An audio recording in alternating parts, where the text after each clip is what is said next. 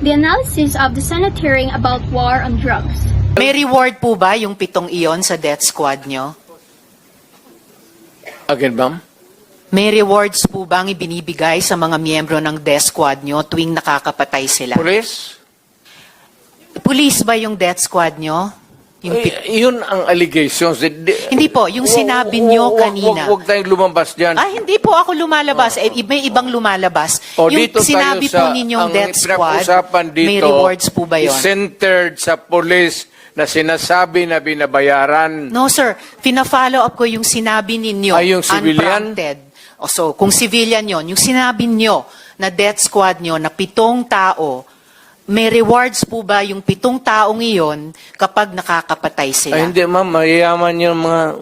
Maraming gago na mayayaman sa Davao. Hindi Ano mo pong kaya- koneksyon ng mayayaman sa Davao Gusto dun sa pumatay miyembro ng mga death kriminal. squad? Because Ibig they want their city to be safe. Nagbibigay sila, yung Because mayayaman, ng they want reward sa business to death thrive. squad? Yes, sir. Bago po yan, Mo. sinasabi nyo ba na yung mayayaman sa Davao nagbayad sa death squad para pumatay? No, hindi, ma'am. Sila Si Colonel mismo. Makasait po ba kasama sa death squad na iyon? Sino? Colonel Makasait, kasama po ba sa death squad na iyon? Colonel Makasait? Ma'am, alam mo, sa totoo lang, mahabang istorya to. It's okay, sir. Maikli lang sana Pero kung ang sagot. problema, ma'am, patay na yung tao. Si Colonel Makasait ay patay na. Ayaw kung marami. Police officer in the police department. Pero patay na yung tao. Okay, sir. May Huwag mo rewards akong po ba tanungin sila? kung anong history yung tao na yan, patay na. Okay.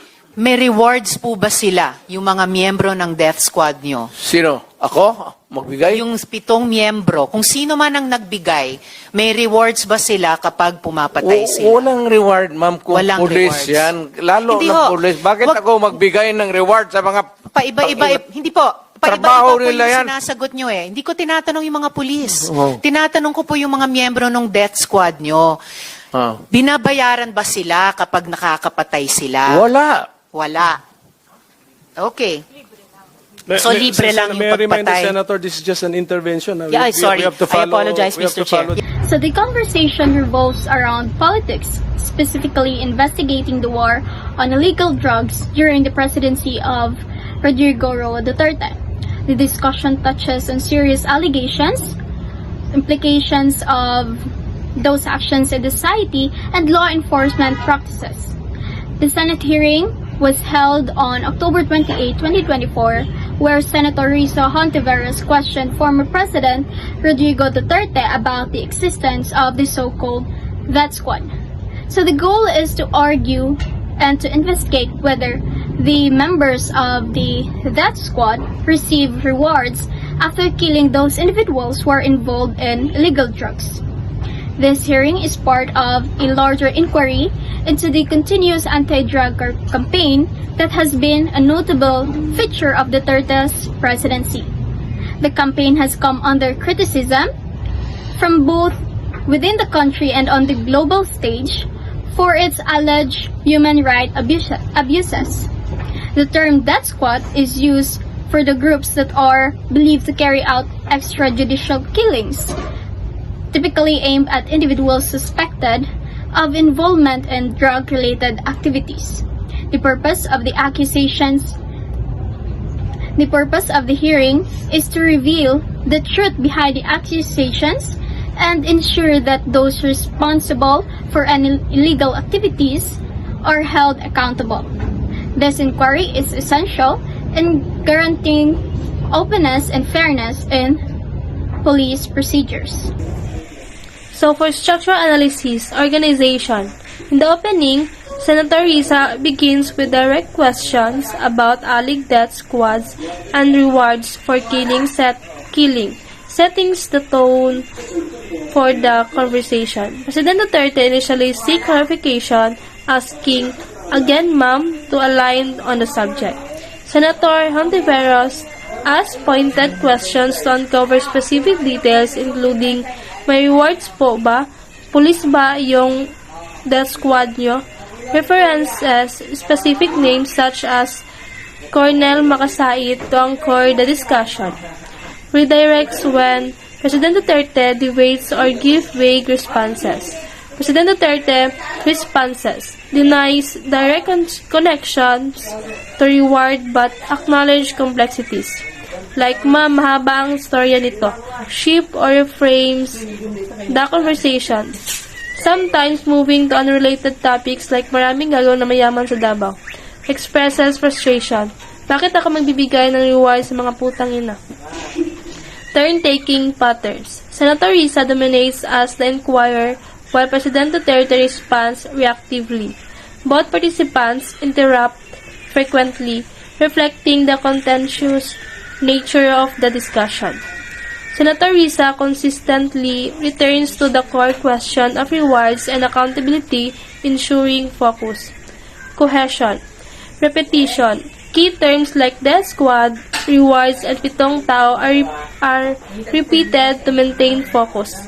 Senator Risa's repeated questioning ensures the issue stays central. Pronouns. Neo used by Senator Risa establishes direct accountability to President Duterte. Sila and yung mga iyon refers to alleged death squad members, ensuring clarity. Conjunctions. Senator Risa uses logical connectors like so and kaya for continuity. President Duterte uses pero to pivot or contrast his statements. Echoing. Senator Risa echoes the President's word for clarity or accountability like so sinabi niyo po kanina. Direct address. Senator Risa consistently addresses President Duterte with formal terms like sir and po to maintain the formality and focus. Coherence. Logical progression. Senator Risa builds questions logically, starting broadly, like may rewards po ba? And narrowing to specific like role of civilians, identities of members. President Duterte often debates, interrupting the logical flow with unrelated topics. Maintaining focus. Senator Risa's persistence and rephrasing counteract President Duterte's diversions, keeping the discussion centered on rewards and accountability. Transition. Interruptions and emotional tones disrupt smooth transitions, requiring recalibration by Senator Risa. Clarity. Senator Risa questions are clear and direct. President Duterte's responses include vague or incomplete statements which require follow-up for clarification. Okay, next we have the linguistic features. So under the linguistic features, we have the lexical choices, syntax, tone and style, and the paralinguistic. So first, let's discuss the lexical choices. So the conversation between Senator Risa Hontiveros and the former President Rodrigo Roa Duterte, it used a mix of formal and informal language with a strong emotional undertone. Senator Risa uses mostly formal language, addressing the President as Sir and using polite phrases like, may reward po ba? And pina-follow up ko lang. She also uses proper grammar and avoids slang. On the other hand, the former president uses more informal language, occasionally using slang like curses, and also his grammar is sometimes less formal and he uses phrases like mahabang storya to and ayaw kong marami. In addition, both speakers use emotive language that conveys strong feelings or opinions. Senator Risa uses questioning tone while the president uses a defensive and sometimes angry tone, especially in the final part of the conversation. The president's use of informal and sometimes offensive language is notable, especially when he becomes frustrated with the questioning of Senator Risa Hontiveros. and Senator Risa Hontiveros maintains a more formal and respectful tone throughout the conversation. Okay, next we have the syntax. So for the syntax, it uses, or their conversation uses the mix of, or the combination of simple and complex sentence structure. So for the simple sentences, like the phrases, may reward po ba? Or the phrases, wala, are common, giving the dialogue a direct and straightforward feel. These sentences are concise and easy to understand, reflecting the back and forth questioning nature of the exchange. However, the conversation also utilizes complex sentences, such as a phrase in their conversation where Senator Risa Ontiveros said that may reward po bang binibigay sa mga miyembro ng death squad nyo kung nakakapatay sila, which add complexity and detail to the discussion. These longer sentences often contain dependent clauses, adding nuance and clarifying the sentence intention. In addition, adding to the conversation tone, there are also several sentence fragments. So sentence fragments are the group of words that don't have complete thoughts, or doesn't have complete thoughts, because it often lacks of verbs or subjects. So sentence fragments in the conversations are the phrases wherein phrases that was said by the former presidents, which is again ma'am, and the phrase sino, which emphasize specific points or create a sense of urgency. While sentence fragments can be effective in speech, they are generally avoided in formal writing to ensure the clarity and precision. So let us now proceed to the tone and mode and the paralinguistic of the conversation. So the speaker, Senator Risa Hontiveros, maintains a calm and composed tone while questioning the resource speaker, former President Rodrigo Roa Duterte. Her tone shifts to one of shock and disbelief during moments when the resource speaker discusses controversial topics such as wealthy individuals allegedly paying the death squad to maintain peace in their communities.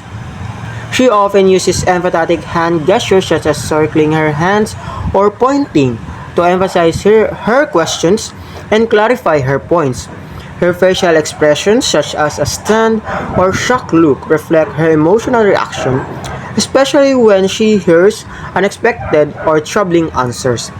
On the other hand, former President Rodrigo Roa Duterte exhibits a strong and assertive tone while responding, though his tone occasionally becomes sarcastic or defensive, particularly when he feels the questions are unnecessary or repetitive.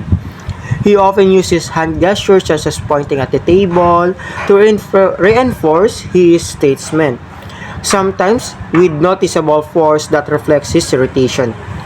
His facial expressions include a frown or an I don't care demeanor, suggesting annoyance or impatience. Despite these moments of visible frustration, he attempts to control his emotion by clasping his hand together or maintaining a steady posture, though his voice can rise sharply when he loses his temper. Additionally, his occasional stuttering disrupts the flow of his responses, further emphasizing his struggle to maintain composure. The interaction between these non-verbal cues, Senator Hontiveros' calm but clarifying tone and gesture versus Duterte's assertive yet irritated responses, creates a dynamic where the senator seeks clarity and truth, while the speaker displays defensiveness and irritation, influencing the overall discourse.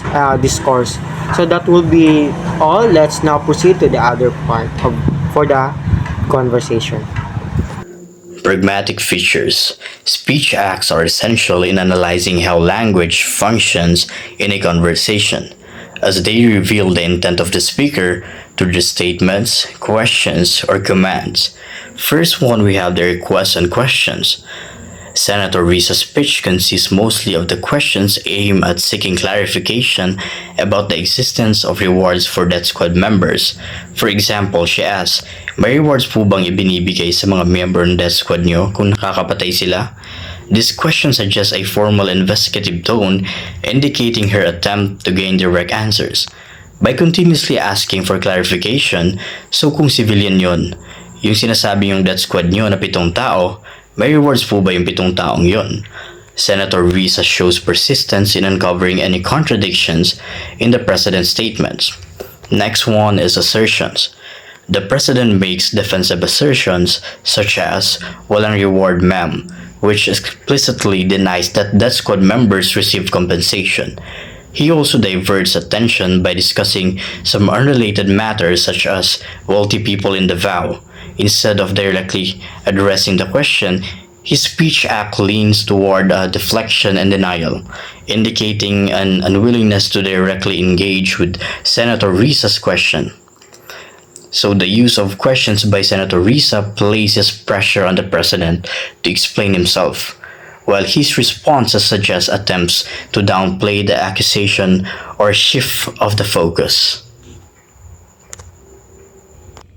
So now let us proceed to another pragmatic features, which is implicatures.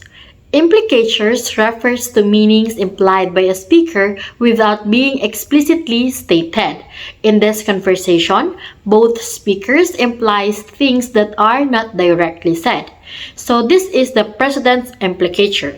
When the president says, "Huwag mo akong tanungin kung anong history ng tao na yan, patay na," he implies that discussing the past actions of specific individuals, example is Colonel Makasaet, is unnecessary or irrelevant. This could also suggest an attempt to avoid addressing potentially incriminating details. So, another one, his mention of wealthy people funding efforts to make their city safe indirectly points to their involvement in vigilantism. However, he later denies any connection when directly confronted. Hindi ma'am. This inconsistency implies hesitation or an attempt to mislead. The next one is Senator Risa's implicatures.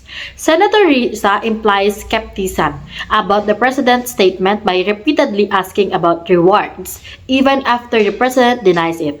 For example, paiba-iba po yung sinasagot ninyo, directly suggests that the president's answer are inconsistent or contradictory. So, her persistence in referencing specific individuals, such as Colonel Makasaet, implies she has prior knowledge of the allegations, putting pressure on the president to respond accurately. So, the implicatures in this dialogue expose an underlying tension between Senator Risa seeks accountability while the president seeks to avoid further scrutiny. The next pragmatic feature is politeness strategies. Politeness strategies are methods used to either maintain or challenge the social phase of a speaker. Senator Risa consistently uses respectful language such as po and sir, despite the sensitive nature of her questions. This formality helps maintain her professional demeanor and avoids direct hostility even when challenging the president's statements. The president occasionally tries to maintain face by giving seemingly straightforward answers like, "Walang reward, ma'am." However, his tone and language often shift to frustration or dismissal, which detracts from maintaining his authority. And the challenging face of the president. The president challenges Senator Risa's face by using dismissive and confrontational language, such as, "Bakit ako magbibigay ng reward sa mga punong inam?" This emotionally charged response suggests annoyance and an attempt to assert dominance in the conversation. While Senator Risa challenges the president's face through her persistence and by pointing out inconsistencies in his statements, saying, "Paiba-iba po yung sinasagot ninyo." This undermines the the credibility of the president's answers while reinforcing her own position as investigator. So these politeness strategies reveal the power struggle in the conversation. Senator Risa uses formality to stay professional, while the president oscillates between defense and frustration, reflecting his discomfort with the topic. So for conclusion, this conversation highlights a continuous exchange between Senator Risa and the President. Driven by contrasting goals, Senator Risa uses polite language and repeated questioning to probe for accountability regarding alleged death squad activities, while the President uses denial, deflection, and frustration to evade direct answers. So this analysis of Speech Act shows how Senator Risa's question forced the president to engage, while his assertions and invasions reflect his defensive stance. The implicatures exposed underlying meanings, such as Senator Risa's skepticism and the president's discomfort in addressing certain topics. Lastly, the politeness strategies reveal a power dynamic. Senator Risa's professionalism challenges the president's credibility, while his emotional responses highlight an attempt to assert authority. In conclusion, this exchange underscores the tension between accountability and invasion in political discourse. So, Senator Risa's persistence emphasizes the importance of clarity and consistency in public statements, while the president's responses reflect the complexities of addressing controversial issues. This interaction exemplifies how pragmatic features and language reveal not only what is said, but also what is implied and how power is negotiated. That would be all. Thank you. So hello everyone, I'm Danilo III, and today I'm gonna be the one talking about the ideologies.